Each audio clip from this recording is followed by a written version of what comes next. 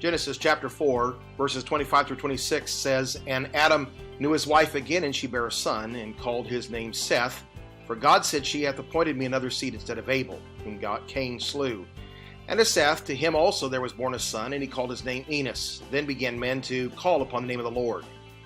No doubt Adam and Eve had many sons and daughters, as this was the command of God before their sin, and included in Eve's curse after.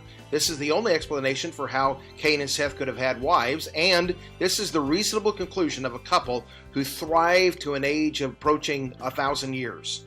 Just 3 of their children are named because the accounts of these 3 are significant to the story of the furthering of the human race.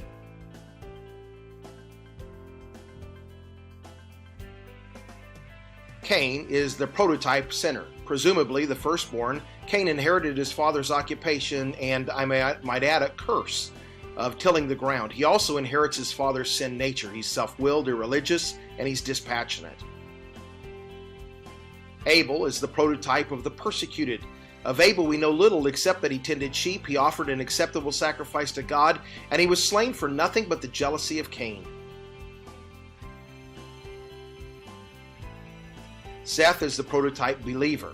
Seth possesses the same sin nature as Cain, but pursues an entirely different course of life despite it. It is intriguing to note the similarities between the names of Cain's family and those of Seth's. They were both responding to the world around them and recording the responses through the names of their children. But it's also important to note the differences.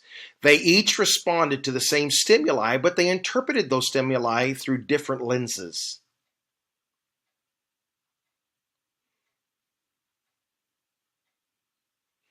Cain saw them as one who had departed from the presence of the Lord, but Abel saw the same things as one who began to call upon the name of the Lord.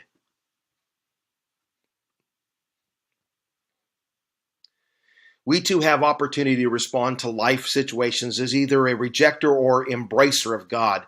How we will respond will change the course of our lives and that of our children and children's children.